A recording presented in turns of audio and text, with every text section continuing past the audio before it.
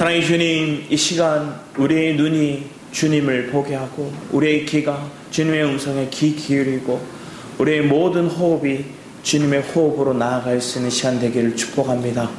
아버지 하나님께 온전히 연합되고 집중되어져서 아버지 하나님의 가까이함이 우리에게 얼마나 큰 축복이요, 그것이 우리를 어떻게 승리케 하며 얼마나 소망되게 하는지를 우리가 분명히 알고 증거할 수 있는, 그래서 감사의 고백이 넘치는 이 시간 되게 하여 주셔서 감사드렸고 주 예수 그리스도의 이름으로 기도드렸습니다. 아멘. 이 시간 우리 함께 보실 말씀은 시편입니다. 시편 145편 17절에서 21절까지의 말씀입니다.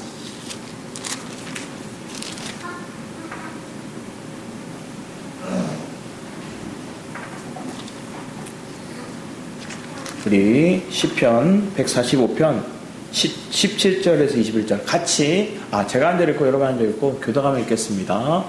여호와께서는 그 모든 행위에 의로우시며 그 모든 일에 은혜로우시도다. 여호와께서는 자기에게 간구하는 모든 자 곧 지식자에게 간구하는 모든 자에게 가까이 하시도다. 그는 자기를 경외하는 자들의 소원을 이루시며 또 그들의 부르짖음을 들으사 구원하시리로다.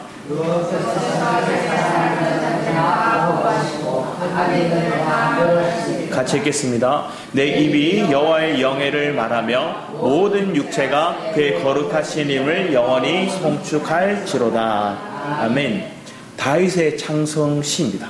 다윗이 고백하는 그 찬양의 시인데 우리 에드워드 홀이라는 심리학자가 있거든요. 이 사람이 숨겨진 차원 4가지 인간관계의 거리를 얘기를 합니다. 그래서 친밀한 관계, 사적인 거리, 사회적 거리, 공적인 거리 해가지고 4가지를 얘기하는데 15에서 46cm, 그리고 46에서 120cm, 120에서 360cm, 그리고 360에서 750cm 이렇게 나눠서 설명하는데, 친밀한 거리는 거의 엄마가 아기를 안고 있는 거리죠. 그 친밀한 관계, 부부가 같이 한자리에 있는 그 관계. 사회적 거리 관계를 얘기하면 이렇게 해요. 친구나 지인, 악수하거나 한 걸음 뒤에 있는 그런 친밀한 관계. 직장 동료나 그 동료 사이를 이 거리를 얘기합니다. 2-3발자국 떨어진 그런 관계. 그리고 그 공연하는 사람들이 아니면 강연하는 사람들과 아니면 그것을 듣는 청중의 관계를 이렇게 얘기합니다. 그래서 공적인 관계, 이렇게 4가지를 얘기하더라고요. 그런데 이 친밀한 관계도 결국은 뭔가 1cm든 붙어있든 간에 나와 온전한 연합을 이루지는 않아요. 그런데 오늘 주님이 가까이 하라 얘기하는 것들은 이런 지리적인 아니면 사회적인 사람들의 관계 속에 있는 가까이 몇 센치, 몇 미터 이런 관계들이 아니라 온전히 여러분 안에 계시는 주님을 우리가 경험하는 시간 되기를 축복합니다. 이 시편 145편 오늘 후반부를 읽었는데 초반부에 보면 이렇게 적혔습니다. 전반부에 보면 왕이신 나의 하나님이여 이렇게 고백합니다. 자, 왕이라는 건 그분의 위대함, 그분의 어떤 존귀하심을 고백하는 거예요. 왕이라는 분. 근데 그 왕이라는 분이 오늘 누구라고 해요? 나의 하나님이라 얘기하는 거예요. 친밀함을 얘기하고 있어요. 왕이신 하나님 이렇게만 고백하는 게 아니라 왕이신 나의 하나님이라고 고백합니다. 오늘 여러분의 삶 속에 그분이 왕이시면서 그분이 나의 하나님이심을 고백하고 계십니다. 그분은 통치하시는 분이시기도 하지만 모든 건세를 가지신 분이시기도 하지만 그분은 나의 하나님, 나의 친밀한 하나님이시라는 거예요. 다윗은 이것을 삶으로 경험하고 고백하고 있는 거예요. 여러분 안에 내가 그 주님을 친밀하게 고백하고 있나를 보기 원합니다. 그래서 세상에서는 친밀한 관계 얘기를 하지만 그들은 고슴도치 원리를 얘기하더라고요. 고슴도치 원리가 뭐냐면 그 한 우화 중에서 고슴도치는 겨울이 되면 서로 뭉친대요. 뭉쳤는데 어떻게 될까요? 서로 찔러요. 으아! 하고 추워서 뭉쳤는데 떨어져요. 떨어졌더니 또 추워요. 또 뭉쳤더니 또 찔러요. 그럼 뭐예요? 어느 정도 관계를 서로가 이렇게 얘기하는 거예요. 그래서 불가로 불가원이라고 얘기하기도 하죠. 너무 가까이 하기도 하지 말고 너무 멀리도 하지 말고 어느 적당한 관계를 유지해라. 이 고슴도치 원리예요. 사회적인 세상적인 원리는 이걸 얘기하고 있어요. 그런데 내가 하나님 앞에 나아가서 하나님을 가까이 함이, 하나님 앞에 친밀함이 우리에게 어떤 마음이 되어야 되는지 보기 원합니다. 어떤 데는 하나님이 가까이 계신 것 같기도 하고 어떤 데는 하나님이 느껴지지 않아 멀게도 느껴지는 거예요. 그래서 신앙생활 하는데도 이렇게 얘기하는 거예요. 너무 열심히 하지 말고 너무 멀리도 하지 말고 적당히 해. 사람들은 신앙도 이렇게 얘기를 해요. 그런데 주님의 은혜 안에 붙들려 있는 사람들은 이런 고백이 나오지 않고 저절로 내가 주님을 가까이 하는 거예요. 저절로 주님과 연합되기를 사모하는 거예요. 저절로 주님을 가까이 하는 것들이 내가 원해서, 내가 결정해서, 내가 열심을 해서 하는 게 아니라 저절로 가까워지는 거예요. 주님을 그래서 호흡하게 되고요. 여러분의 숨이 내가 숨을 쉬는 게 아니라 주님의 호흡이 되는 거예요. 내 숨 쉬는 것마저도 주님이 나를 숨쉬게 하는 은혜가 있기를 축복합니다. 내가 눈을 껌뻑껌뻑 하는 것마저도 주님이 우리의 눈을 껌뻑이게 하실 줄 믿습니다. 그러면 그 은혜 안에서 내가 주님과 동행하고 있음을, 주님이 내 삶을 살아주고 계심을 경험하는 거죠. 그럼 이 뒤에 이렇게 고백해요. 왕이신 나의 하나님이여. 그분이 나의 정말로 존귀한 하나님이시고 대단한 하나님이시기도 하지만 친밀한 하나님이라는 거예요. 내가 주를 높이고 그러면서 영원히 주의 이름을 송축하리라. 날마다 내 인생에 영원히 내 정한된 내 시간의 한계 속에서 영원히 주의 이름을 송축하기 원합니다. 나는 깨어있을 때마다 내가 숨을 쉴 때마다 주님을 송축하기 원합니다 하고 다윗은 고백하고 있는 거예요. 내가 날마다 주를 송축하며 영원히 주의 이름을 송축하리라 얘기를 하면서 여호와는 위대하시니 크게 찬양할 것이라. 하나님을 찬양하는데 그분이 왕이시며 그분은 위대한 하나님이기에 내가 큰 소리로 함께 합심해서 부르짖음으로 크게 소리치며 찬양할 수도 있는 거고.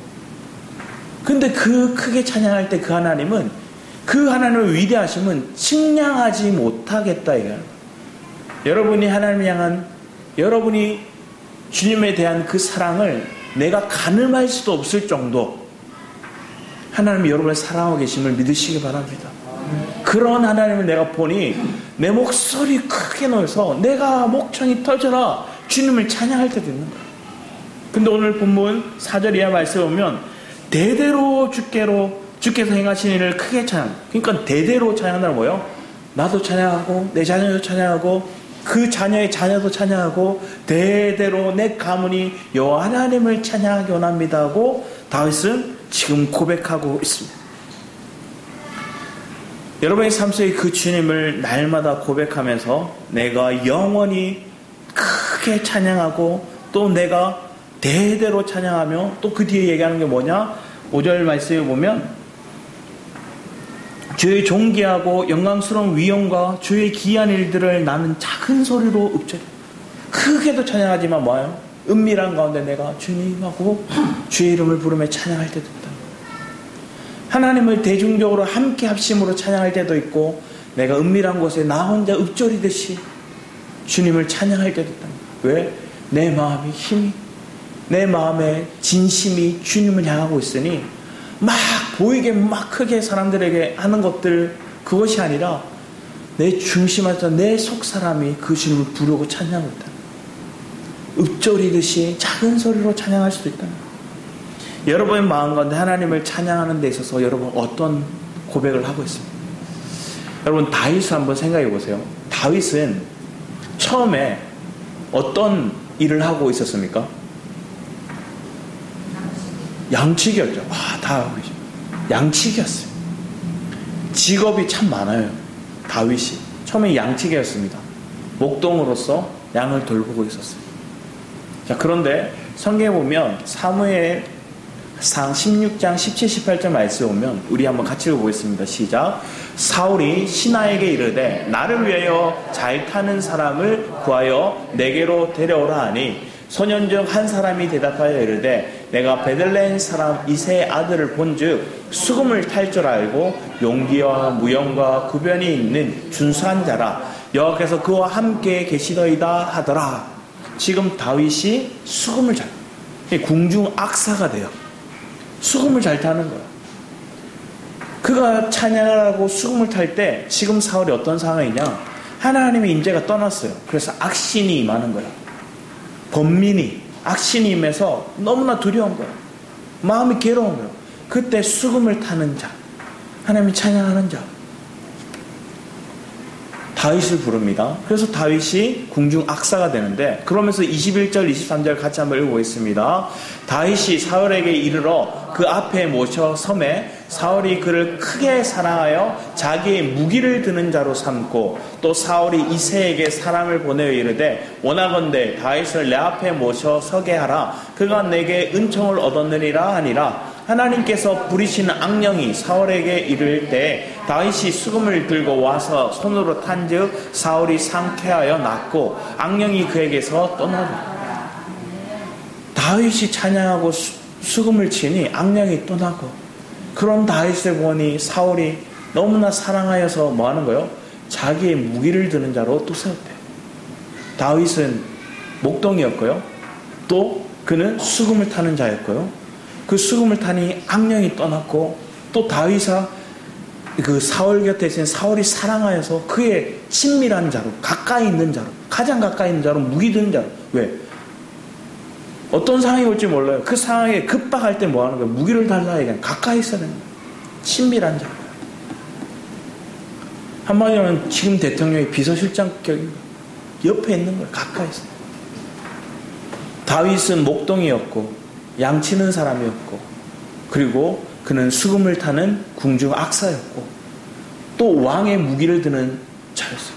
그러니까 다윗은 뭘 하든지 사랑받았고 뭘 하든지 으뜸이었어요. 양치기 할 때도 곰이 사자가 와도 그는 담대하게 나가서 그의 입을 벌려서 그의 양을 구하던 그런 담대한 사람이었어요. 다윗의 인생이 그런 거예요. 그런데 그런 다윗이 나중에는 블레셋과 전쟁 가운데 골리앗을 이기죠. 그리고 군대 장관이 됩니다. 군대 장관으로서도 굉장한 사명을 다해요. 나중에 사울의 사위가 되어서 사위가 되는 그런 영감도 그가 가지게 되죠. 목동이었던 그의 인생이, 베들레헴의 한 양치기였던 그 인생이 왕의 사위가 되고 군대 장관이 되고 최선을 다했어요. 그런데 그렇게 되었을 때 사울이 그를 시기하였고 두려워하여서 그를 죽이려 들죠. 그는 도망자가 되었고, 도망자가 되었을 때도 이렇게 잘 도망다니는 사람이 없어요. 최고로 잘 도망다녔어요. 심지어 혼자 도망다니지 않고 400명, 나중에 600명, 그들 식구까지 하면 몇천 명의 사람들 데리고 다니는 숨바꼭질을 잘하는 사람이에요. 하나님의 그를 살펴요. 나중에 그렇게 하니 뭐예요? 그를 먹여야 되니까 뭐예요? 용병으로서도 역할을 해요. 블레셋의 용병으로 가기도 하고, 또 나중에 나발의 집에 그 양들, 그 목대를, 그 양치기들을, 소년들을 보호해주는 용병 역할도 해요. 다윗은 했다면 뭐예요? 으뜸이 되는 거예요. 왜 그럴까요? 맞아요. 하나님과 관계를 우선순위에 뒀기 때문에. 그는 도망자 신세도 전에 말씀드렸죠. 하나님 앞에 예배하는 자였고, 목동일 때도 하나님을 예배하는 자였고, 그가 악사로 있을 때도 진정한 하나님 찬양하는 자였고, 용병으로 있든 하나님께 묻고 하나님을 예배하는 자로 살았기에 하나님 우선순위에 든 거예요. 사람과의 관계가 우선순위, 1차적인 관계가, 사람과의 관계가 먼저 두는 게 아니에요. 내 가족, 내 아내, 내 자녀와의 먼저 친밀함을 우선순위에 두는 인생이 아니라 하나님과의 친밀함을 우선순위에 두는 인생이 되었기에 그는 사회적인 생활 속에서도 항상 으뜸으로 최고가 되었던 거예요. 그런 믿음이 저와 여러분의 삶 가운데 있기를 축복합니다. 그런 마음을 여러분 한번 생각합니다. 그렇게 훈련되고 연단되어서 사울은 사무엘이 기름 붓고 얼마 지나지 않아서 왕이 되었어요. 그런데 다윗은 기름 붓고도 한참 시간이 지나고 훈련되고 점검하고 마음을 살폈어요. 자기 부모도 자기를 버렸고요. 사무엘도 처음에는 용모로 봤을 때 그의 첫째 형을 봤어요. 그를 왕감으로 생겼어요. 그러니까 인간적인 안목으로 보는 시선으로 다윗을 선택한 게 아니에요. 하나님의 눈에, 왜? 하나님을 가장 가까이 하기에 사모함을 가졌던 게 다윗이었거든요. 그래서 하나님은 하나님의 안목으로서는 다윗인 거예요. 다른 이들이 아닌 거예요. 왜? 이만큼 주님을 가까이 하고 예배하는 사람이 없었어요. 여러분, 오늘 앞에 불렀던 내 주를 가까이 하게, 그 차에 보면 야곱의 인생을 고백하죠. 근데 야곱의 인생이 언제 주님을 가까이 해요? 외로워질 때마다 주님을 가까이 해요. 고독해질 때마다, 광야를 갈 때마다, 그리고 그 광야가 홀로 자기 외가를 가고 있는데 그때 돌베개 재고 자는데 주님이 찾아오셨죠. 꿈에 그 주님을 본 거예요. 그리고 그랬더니 그는 뭐예요? 거기 제단을 쌓아요. 예배예요. 내가 주님을 가까이 하니, 주님이 날 찾아오시니, 내가 주님을 경험하니, 주님을 보니, 거기가 뭘 하는 거예요? 예배의 장소가 되더라고요. 오늘 여러분이 직장과 가정과 여러분의 삶의 터전에 내 주를 가까이 하는 그 예배의 터전이 되기를 원합니다. 우리가 잘 알고 있는 아브라함 링컨도 백악관을 뭐로 만들었대요? 기도의 처소로 만들었대요. 예배의 처소로 만들었대요. 대통령이 이제 자신은 하나님을 예배하는 자였대요. 여러분의 삶 가운데 내가 기도로 예배자로 나아가는 것들, 왜 그래요? 내가 이 직장을 가지고 내가 이 단체를 이끌고 이 가운데 소속되는 이유는 무엇 때문에 그걸 서는 거예요? 내가 주님을 가까이 했더니 주님이 나를 그곳에 이끄셨다는 거예요. 라반의 집에서도 그랬고, 라반 집에 나와서도 그랬고, 심지어 그는 세겜에서, 때로는 그가 가나안으로 들어와서도 늘 주님과 가까이 했던 게 야곱의 인생. 그랬더니 그가 주님을 가까이 하면 가까이 할수록 그의 인격이 바뀌어요. 그가 성장하기도 하고요, 성숙됨에 이르기도 해요. 나중에 하나님의 인격적인 성숙됨에 이르니 뭐래요?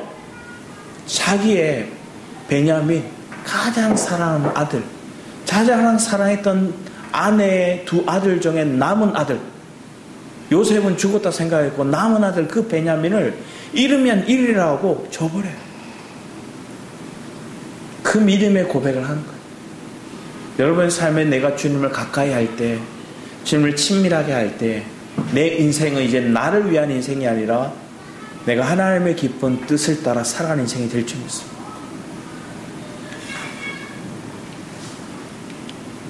예레미야 22장 23장 23절 24절 말씀에 오면 이렇게 얘기합니다. 여호와의 말씀이니라 나는 가까운 데 있는 하나님이요 먼 데 있는 하나님은 아니냐?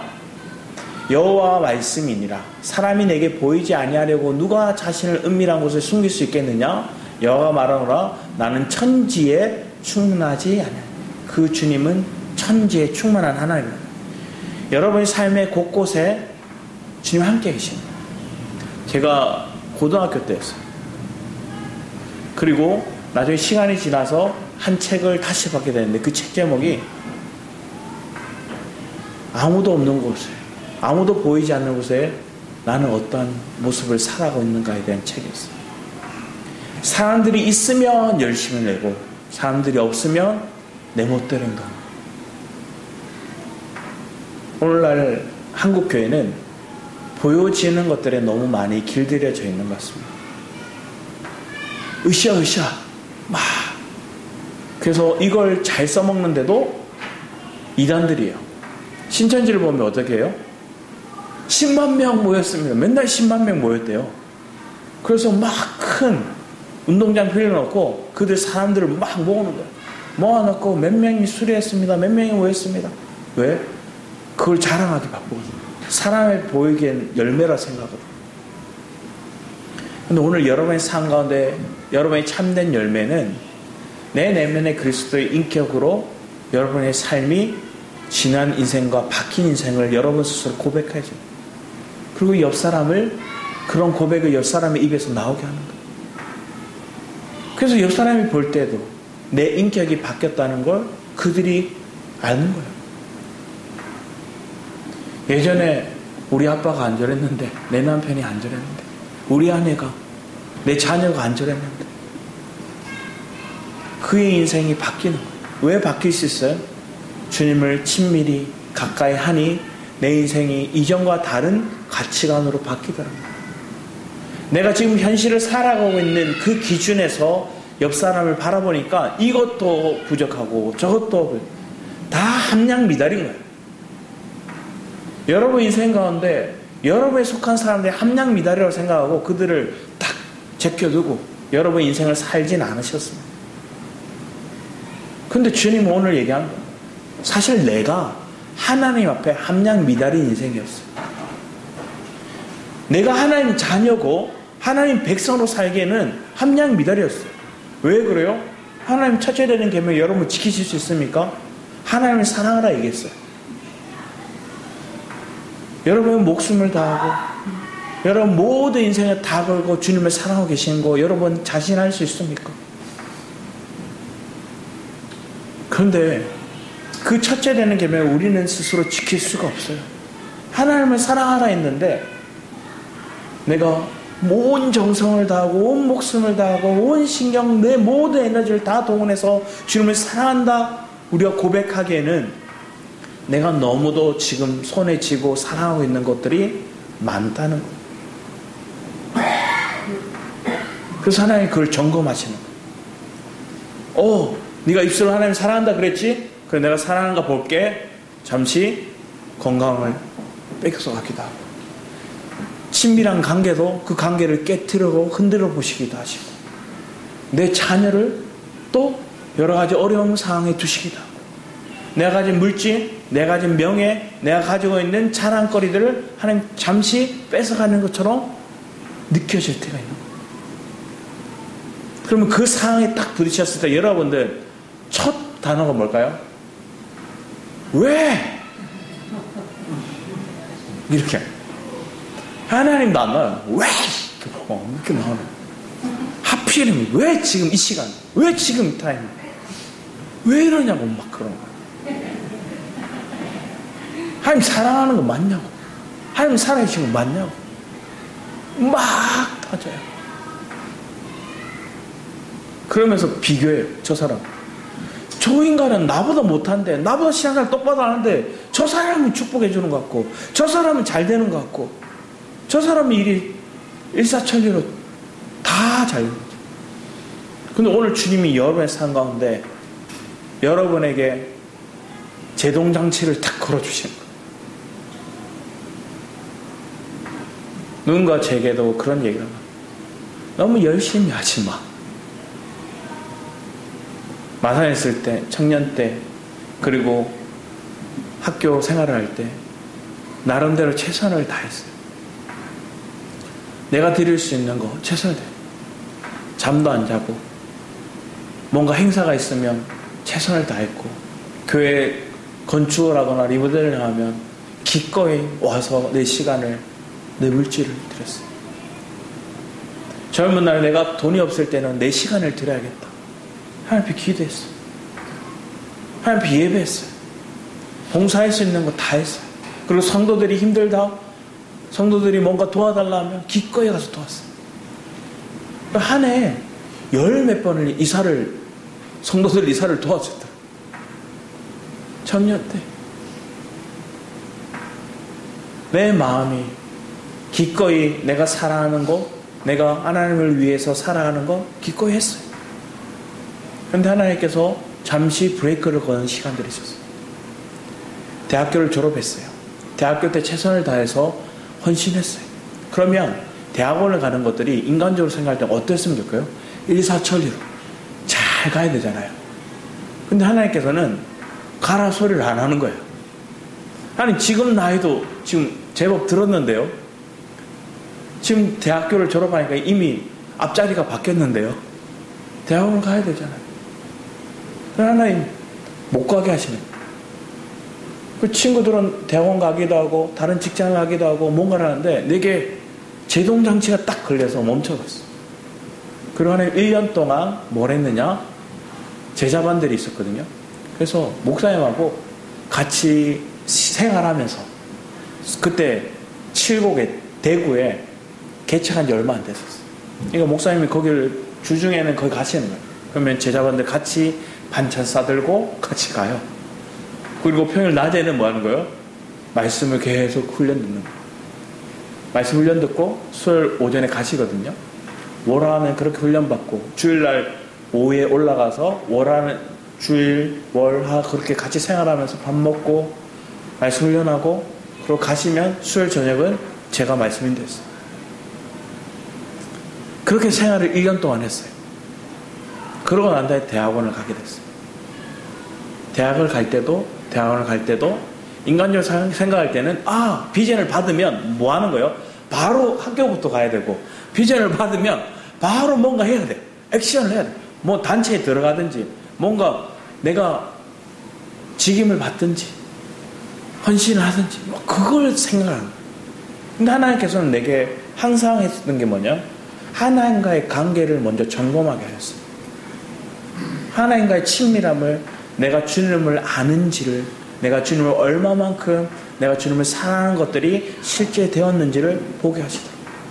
자, 주님을 여러분 사랑한다 여러분 고백한다면 그리 아니하실지라도는 고백이 여러분 입술에 나올 줄 믿습니다. 하나님 이거 내가 원하지만 안 해도 나 하나님 사랑해요. 여러분 자녀가 한번 생각해봐. 어릴 때 선물 사들고 왔는데 선물 받더니 우와 내가 원하던 거 하고 달랑 들고 지방에 들어가 버리면 이 자식이 이렇게 나오는 거예요. 왜 그럴까요? 이걸 준 그 부모의 사랑을 그 마음을 읽고 아빠 사랑해요 고마워요 안아주면 그게 입에 바른 소리라도 부모는 기뻐요. 그 중심을 살피는. 그런데 그 중심의 마음 가운데 이것만을 사랑하고 이것만을 초점을 두고 있으면 그럼 뭐 하는 거예요? 그러면 애가 나를 사랑해야 되는 게 우선인데 이게 우선이네? 그럼 잠시 이것들을 제거하시는 거예요. 그럼 그 시간을 통해서 내가 주님을 때로는 내 안에 문제가 생기기도 하고 답답함을 느끼도 하니 내가 이제 주님을 찾으러 가는 거예요. 왜? 여러분은 주님을 찾게끔 여러분 안에 주님의 영적인 존재로 만드셨어요. 하나님을 찾고 부르는 거예요. 주님 내 마음대로 안 되면 주님 내 인생이 내 멋대로 안 돼요. 하나님 내가 생각한 딱딱딱 아구가 딱 맞으면 좋겠는데 이렇게도 안 맞고 저렇게도 안 맞고 내 옆에 있는 사람 다 고슴도치들 다 날 찌르고 에이씨 도움 좀 얻으려 했더니 나를 더 아프게 밀어내버려요. 그런데 교회는 모난돌들이 모였어요. 그런데 그들이 모여서 서로 부딪히고 파도가 치니 이리 힘들고 저리 힘들고 여기 함께 했더니 서로 부딪히고 했더니 저기 거제 앞바다에 몽돌이 됐더래요. 둥글둥글해. 여러분 마음 그렇게 깎여 나가더라고요. 그 시간대. 그러면서 내가 마음적으로 제한적으로 이 사람과의 관계는 이만큼에서 내가 바운더리, 내가 벽을 치는, 울타리를 치는 그런 인생이 아니라 주님 안에서 봤더니 내가 활짝 열어버려요. 그래서 믿음 안의 교제는 내가 주님과 연합되고 있더니 저 사람도 주님과 연합되고 있어서 지체가 서로가 유기체적으로 연결되어서 저 사람을 내 생명으로 보는 거예요. 그래서 가까이 할 수 있는 거예요. 할렐루야. 우리 교회가 그런 교회가 될 줄 믿습니다. 그래서 친밀한 거예요. 그냥 내가 정해진 선 그 안에서만 친밀하고 할 말 안 할 말 딱 정해놓고 또 그 관계 안에서 저 사람과의 관계 속에서 도와도 이 정도 선만 뒀고 이게 아니라 내가 주님 은혜 안에서 같이 봤더니 기꺼이 내 생명을, 내 시간을, 내 물질을, 내 에너지를 다 쏟아서라도 저 사람을 살리더라고요. 저 사람을 세우더라고요. 오늘 우리의 교회가 그런 역할을 하길 원합니다. 그렇게 세워지는 아이들이 있기를 원하고 그렇게 세워지는 마음이 상한 자들을 위로하는 그런 통로가 저 여러분이 되기를 원합니다. 그래서 이건 뭘 얘기하느냐? 주님을 가까이 했더니 내가 뭘 느껴요? 요한 1서 4장 말씀에 보면 내가 먼저 주님을 사랑한 게 아니라 주님이 먼저 날 사랑하셨다는 거야. 내가 너를 먼저 사랑했다. 내가 주님을 가까이 하니 내가 하나님을 사랑합니다 고백하기 전에 그 주님이 나를 얼마나 사랑한지를 내가 느껴요. 가까이 할수록 그분이 나를 어떻게 사랑하시는지를 내가 경험해요. 그때 내가 주님을 사랑합니다 하고 고백합니다. 베드로가 고백하잖아요. 네가 날 사랑하느냐? 주님이 아세요. 왜? 주님을 사랑한다 뵙고 싶은데 자기가 저질러 놓은 게 있어. 자기가 해놓은 게 있어. 그러니까 말하지 못하니까 자기 중심을 아시는 하나님, 주님 알죠? 주님 사랑해요. 주님 미워서 도망간 거 아니에요. 주님이 싫어서 나 낚시하러 간 거 아니에요. 주님을 사랑하지만 황속해서 너무나 죄송해서 주님을 가까이 하기에는 너무 민망해서. 그런데 그 주님이 날 찾아오셔서 내가 먹을 걸 다 준비하시고 그 사랑을 받더니 저분이 나 안 미워하시네. 저분이 날 미워하거나 나를 판단하거나 날 밀어내지 않으시네요. 오히려 나를 가까이 하시네. 그 믿음의 고백이 베드로 안에 있으니 베드로가 바뀌는 거예요. 바뀌니까 그 베드로는 뭐 하는 거예요? 사도행전의 역사 속에 놀라운 베드로의 사역들이 1장부터 시작되는 거예요. 오늘 여러분의 삶에도 동일한 은혜가 있을 줄 믿습니다. 그런 마음으로 주님을 가까이 하기를 축복합니다. 주님을 가까이 하는 게 꼭 이 자리에 앉아 있어야 가까이 하는 건 아니에요. 여러분 마음에 어느 곳에 있든지 내 마음이 이곳을 향하고 있으면 주님을 가까이 하고 있는 거예요. 그래서 가까이 하는 것들의 가장 기초적인 게 기도와 말씀이고요. 그 기도와 말씀 가운데 내가 주님을 경험함이 여러분의 삶 속에 있으면 그곳에 뭐 하는 거예요? 예배하는 거예요. 그곳에서 하나님 부르짖는 거예요. 그것이 하나님을 가까이 하는 가장 은혜의 자리가 될 줄 믿습니다. 우리 시편 22편 1, 2절 같이 한번 읽어보겠습니다. 시작. 내 하나님이여 내 하나님이여 어찌 나를 버리셨나이까. 어찌 나를 멀리하여 돕지 아니하시오며 내 신음소리를 듣지 아니하시나이까. 내 하나님이여 내가 낮에도 부르짖고 밤에도 잠잠하지 아니오나 응답하니 아니하시나이까. 이렇게 고백할 때가 여러분 안에도 있었어요. 그런데 시편 30편 말씀에 이렇게 얘기합니다. 같이 한번 읽어보겠습니다. 시작. 여호와 내 하나님이여 내가 주께 부르짖으며 나를 고치셨나이다. 여호와여 주께서 내 영혼을 수월에서 끌어내어 나를 살리사 무덤에서 내려가지 아니하게 하셨나이다. 주의 성도들아 여호와를 찬송하며 그의 거룩함을 기억하며 감사하라. 그의 노염은 잠깐이요 그의 은총은 평생이로다. 저녁에는 울음이 깃들일지라도 아침에는 기쁨이 오리로다. 여러분에게 밤이 올 수도 있고 어둠이 올 수도 있고 그늘이 질 수도 있어요. 그렇지만 하나님은 그것은 뭐라 해요? 그 노염은 잠깐이요 은총은 영원하다는 거예요. 평생이로다. 시편 오늘 본문 145편 앞에 보면 139편에 보면 139편 7절에서 말씀을 보면 제가 읽어드릴게요. 내가 주의 영을 떠나 어디로 가며 주의 앞에서 어디로 피하리이까. 내가 하늘에 올라갈지라도 거기 계시며 수월에 내 자리를 펼지라도 거기 계시니이다. 내가 새벽 날개를 치며 바다 끝에 가서 거주할지라도 거기서도 주의 손이 나를 인도하시며 주의 오른손이 나를 붙드시리이다. 아멘. 주님이 여러분 가까이 계셔. 주님을 붙들고 계십니다. 아모스 9장 말씀 보면 어떤 사람이 도망하여서 갈멜산 꼭대기에 숨었어요. 그랬더니 주님 뭐래요? 뱀을 풀어서 그들을 심판하신대요. 하나님은 내가 숨는다고 주님을 내가 안 볼 수 있는 게 아니라 주님은 어디든지 충만하신 분이세요. 그러면 우리는 주님을 가까이 가기 원하는 그 믿음의 고백 속에서 먼저 여러분이 선 그 자리에 또 여러분이 때로는 누군가 대화 속에서 갈등의 요소의 말들을 막 듣고 있어요. 그럼 마음이 힘든 거예요. 그때 그 자리에서 대화를 듣고 있는 거지만 여러분 뭐 하는 거예요? 마음으로는 주님하고 부르는 거예요. 하나님 이 말 듣고 있기 너무 힘드네요. 주님 부를 수도 있고 하나님 저 사람이 왜 저렇게 쏟아낼까요? 주님 저도 누군가가 제게 막 1시간 넘는 시간 동안 제게 막 하소연에 속한 말과 저를 비난하는 말과 막 쏟아는 얘기를 했어요. 듣고 있는데 처음에 마음이 막 힘든 거예요. 그래서 주님을 계속 불렀어요. 그걸 계속 들어줬어요. 그러고 난 다음에 다 쏟아냈는지 말을 안 하다. 그 이제 네가 한번 얘기해봐라고 하는 거예요. 근데 저는 주님 부르고 있을 때는 아무런 할 말이 없더라고요. 그러면서 왜 그럴까요? 왜 저렇게 행동할까요? 저 사람이 왜 저런 마음을 쏟아낼까요? 하고 물으면서 계속 통화를 했거든요.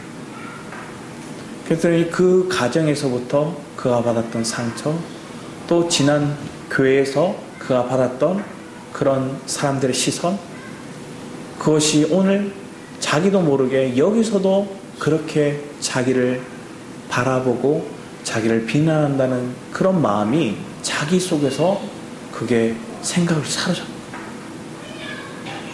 먼저 얘기했어요. 혹여나 내가 당신에게 마음을 상하게 했던 것들이 있다면 정말로 미안하다. 나도 모르게, 나도 잘 몰라서, 나도 무지해서 그랬던 것 같다. 따지는 게 아니에요. 먼저 나의 낮음을 고백하는, 인정하는 거예요. 인정하고, 그러니까 우리 더 같이 세워져 나가는 시간들이 있기를 바랍니다. 그리고 하나님께서 또 당신을 축복하고 있는 걸 느껴줍니다.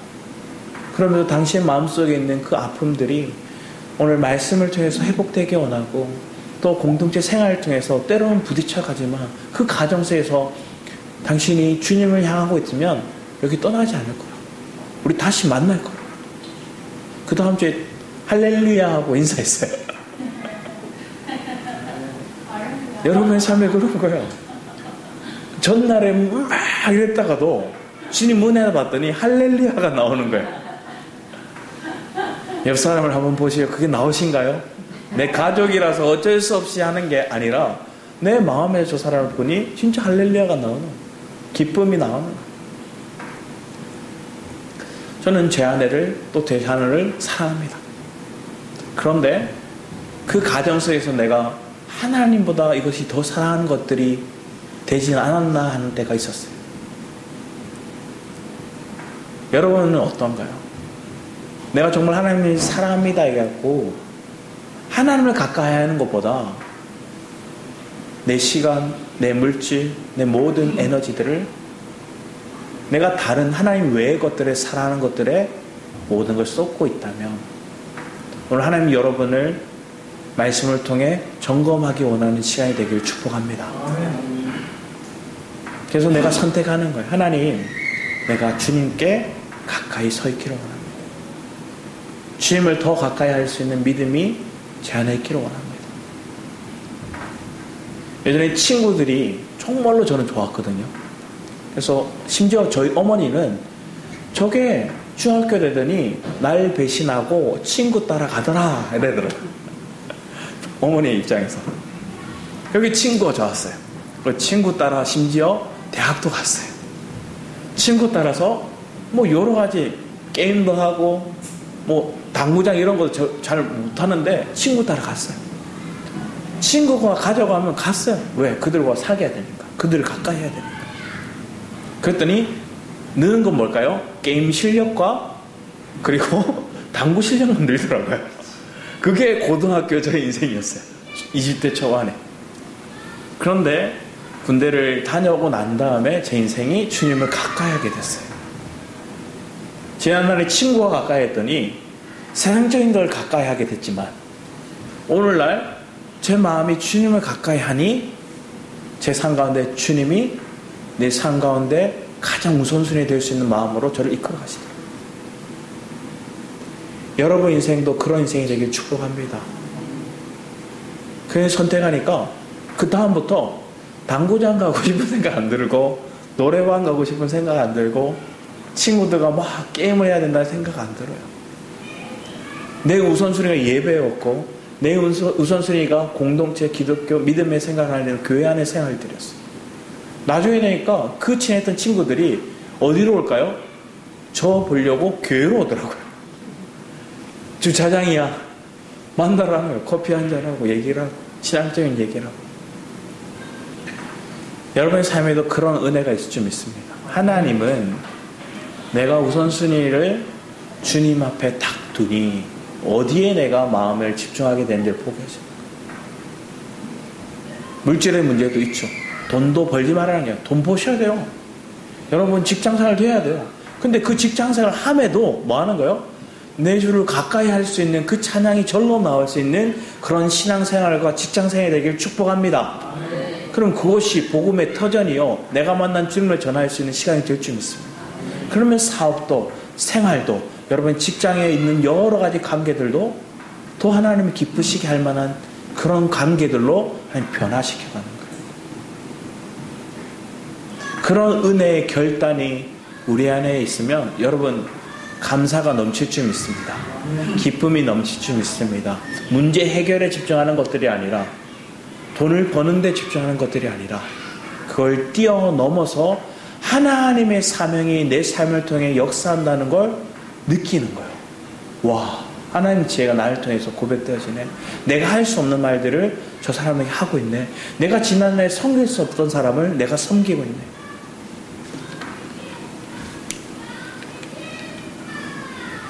우리 이사야서 55장 6절 7절 말씀 같이 한번 보겠습니다. 시작. 너희는 여호와를 만나는 때에 찾으라. 가까이 계실 때에 그를 부르라. 악인은 그 길을, 불의한 자는 그 생각을 버리고 여호와께 돌아오라. 그리하면 그가 긍휼히 여기시리라. 우리 하나님께로 나오라. 그가 널리 용서하리. 아멘. 이사야 선지자도 분명히 합니다. 만날 만할 때 찾으라. 시간이 있다는, 타이밍이 있다는 거예요. 오늘 여러분에게 그런 타이밍에 하나님을 찾을 수 있는 마음이 있다는 건 여러분은 하나님의 자녀라는 증거고, 하나님이 만에 하나, 천에 하나, 백에 하나, 열에 하나, 둘에 하나 하나님 고르고 골라서 하나님 말씀에 붙들린 인생을 여러분이 세워가신 줄 믿습니다. 그러면 내가 하나님의 긍휼이 내게 있구나, 하나님의 사랑이 내 삶을 강건적으로 이끌어가고 계시구나를 여러분의 입술로 고백하게 되는 거예요. 그러면 내가 함부로 못해요. 내가 함부로 선택하거나, 내가 함부로 결정하거나, 내가 함부로 누군가에게 말을 하거나 그렇게 할 수가 없는 거예요.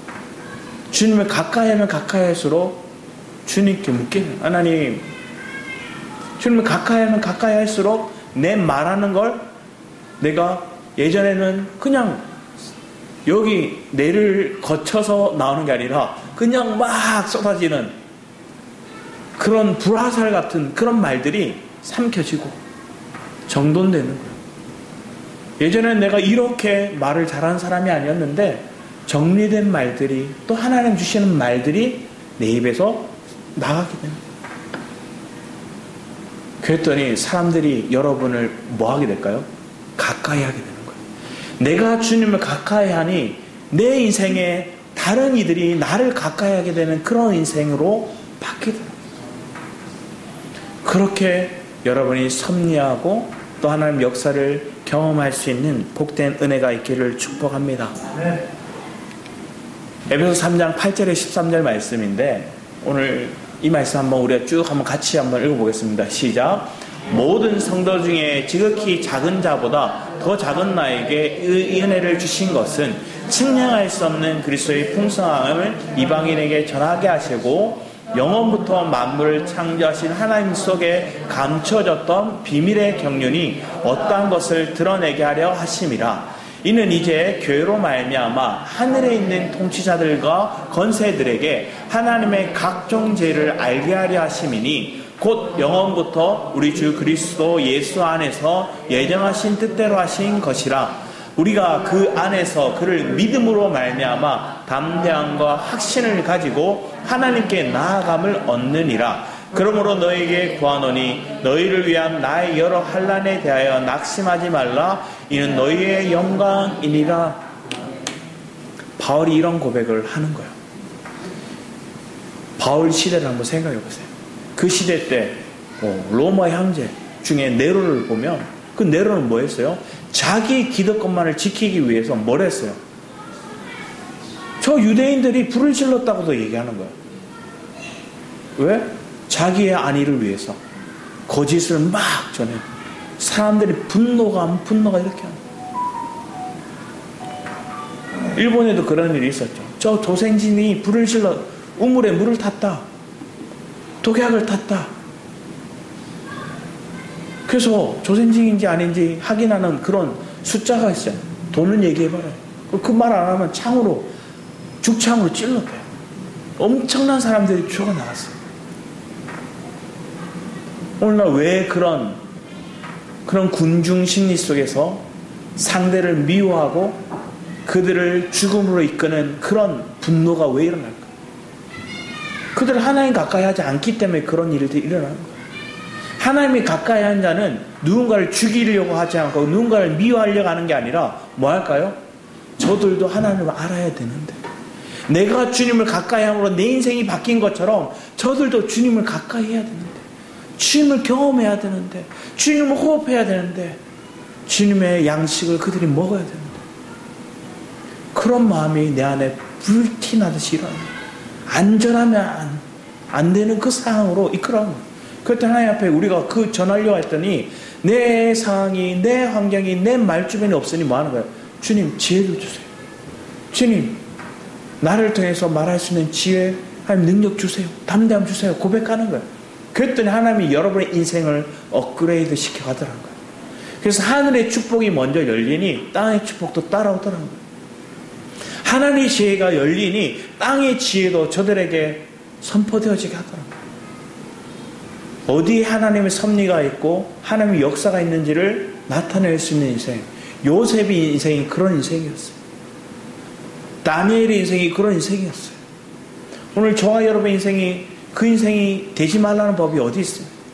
내 주어진 환경, 내 주어진 바운더리 안에서 주님이 그런 역사를 하게끔 여러분을 담대하게, 여러분을 주를 찾게, 주를 가까이 하게 하는 역사가 있을 줄 믿습니다. 누구와 친밀해져야 되는지를 먼저 얘기하는 거예요. 가족과 친밀해져야죠. 직장의 관계에서 친밀해져야죠. 사회적인 관계 속에서 친밀함을 가져야죠. 국제적인 관계 속에서 친밀함을 가져야죠. 그런데 우선순위에 하나님이 있어야 됩니다. 지도자들도 그래야 되는 거예요. 저도 그래야 되는 거예요. 여러분도 그렇게 돼야 되는 거예요. 그게 우리의 마음 안에 먼저 각인되어지고 그런 믿음의 고백으로 기도할 수 있는 인생이 오늘 우리의 고백이 되기 원합니다. 그러면 여러분 문제는 그냥 자연적으로 해결됩니다. 관계는 자연적으로 화목하게 됩니다. 내가 하나님과의 관계, 1대1의 관계 속의 친밀함, 가까이함이 어디에 있는가? 그걸 먼저 주목할 때 여러분 안에 있는 용납할 수 있는 마음이, 또 누군가를 그러려니 할 수 있는 그런 품을 수 있는 마음이, 또 누군가에게 하나님의 지혜를 드러낼 수 있는 능력이 오늘 우리 안에 배가 되고 풍성해지는, 그래서 측량할 수 없는 그리스도의 풍성이 내가 누리고 전하는 그런 교회가 우리의 교회가 되고 여러분의 삶의 모습 되기를 축복합니다. 기도하도록 하겠습니다. 사랑의 주님, 감사드립니다. 세상은 거리두기를 합니다. 너무 가까이도 너무 멀리도 하지 말라고 얘기를 합니다. 하지만 주님은 내가 주님 편에 마음을 들였을 때 내가 무엇을 가까이 해야 되는지를 분명하게 하시고, 그리고 그 주님과의 관계 속에서 연합된 우리는 세상의 기준이 아닌 주님을 가까이 한것 같이 내 모든 것 내어줌을 통해서 저 영혼을 살리고 저 영혼을 깨우고 저 영혼이 그리스도를 만나고 경험하고 그 그리스도로 호흡할 수 있는 그런 막힘 속에 있는 숨이 터지는 그런 은혜가 있도록 우리의 삶을 내어줄 줄 믿습니다. 그런 믿음의 걸음을 걸어갈 수 있는 우리 성도들 되게 하여 주셔서 감사드렸고 주 예수 그리스도 이름으로 기도드렸습니다. 아멘. 이 시간 주께 가오니 죄송합니다. 주께 가오니 알고 주께 가까이 찬양 부르도록 하겠습니다. 주께 가까이입니다. 주께 가까이, 주께 가까이 나를 이끄소서. 영원히 주님만을 원합니다. 소서 주의 사랑이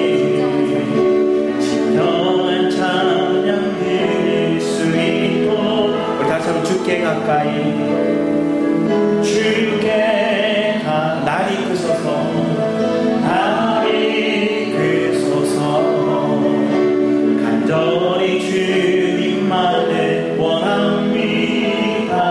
채워주소서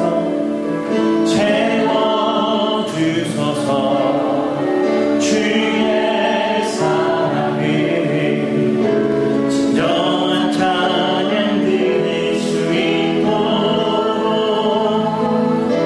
목마른 나의 영혼 주를 부르니 나의 맘 만져 주소서 주님만을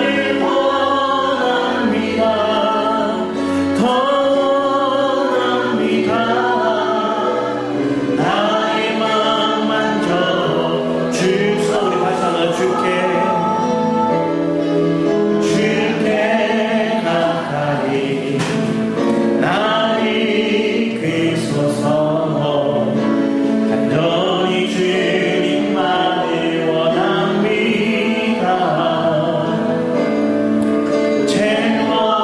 채워주소서 주의 사랑을 진정한 찬양 드릴 수 있도록 목마른 나의 영혼 주를 부르니 나의 맘 만져 주소서 주님만을 원합니다. 더 원합니다. 나의 맘 만져 주소서. 아무런 자격도 없는 나를 위해 아무런 소망도 없는 나를 위해 사랑한다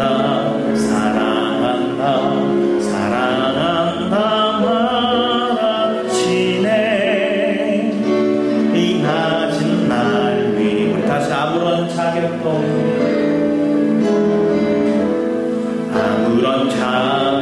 없는 나를 위해 아무런 소망도 없는 나를 위해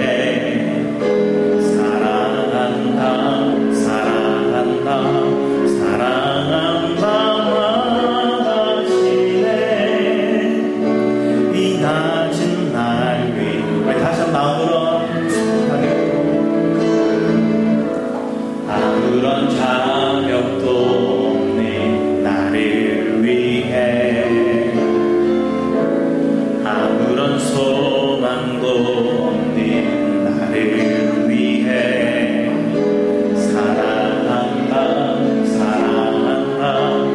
사랑한다 말하시네. 이 낮은 날 위해 이제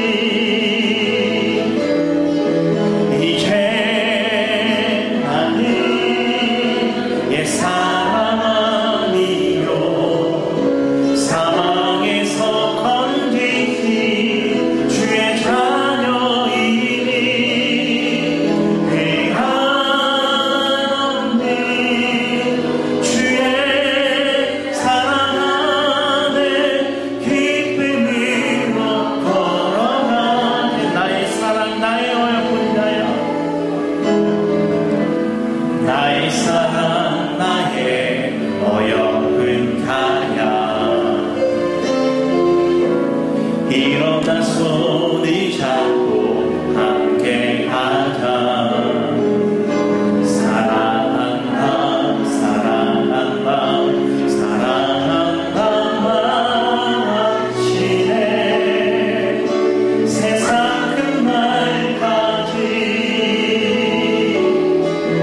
이제 나는 옛사람 아니요 사망에서 건지신 주의 자녀이니 그 하나님 주의 사랑 안에 기쁨으로 걸어가겠네. 이제 나는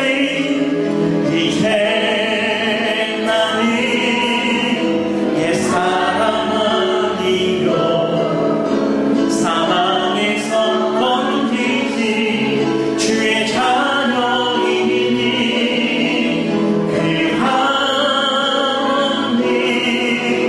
주의 사랑 안에 기쁨으로 걸어가겠네.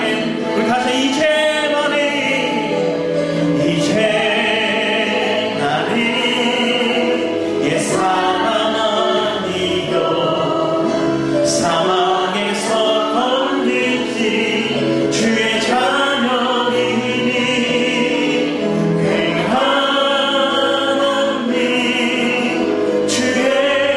안에 기쁨으로 걸어가겠네. 이제 나는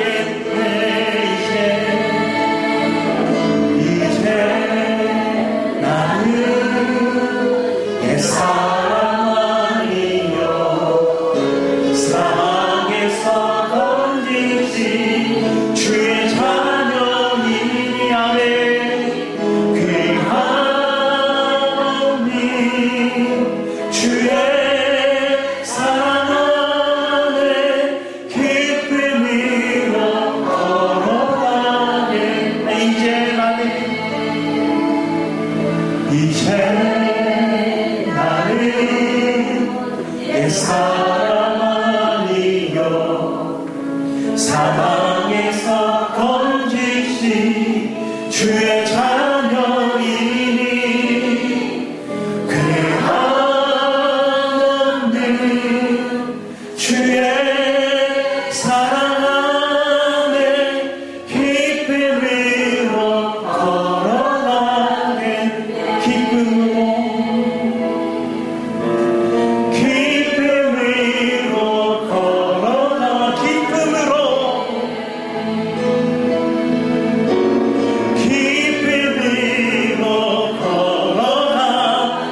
걸어가겠네. 우리 주님께 영광의 박수를 원합니다.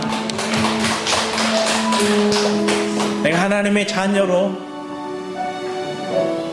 주님의 유업을 이을 자로 살아가기 원한다면 주님을 가까이 함이 우리에게 복된 은혜임을 고백합니다. 마태복음 28장 말씀은 내가 너희에게 분부한 모든 것을 가르쳐 지키게 하라. 볼지어다 내가 세상 끝날까지 너희와 항상 함께 있으리라 하시니라. 나와 항상 함께 계시는 그 주님을 우리가 느끼고 경험하고 고백하고 내가 이 주님을 분배해낼 수 있는 그런 하나님의 격려에 속한 믿음의 동력자들 되기를 축복합니다. 그런 마음으로 오늘 이 찬양의 고백이 이 말씀의 삶이 오늘 우리 안에 온전히 이루어지기를 간절한 마음으로 사모하며 주를 찬양하며 기도하며 나가도록 하겠습니다. 주여 아버지 하나님 감사드립니다. 온전히 주여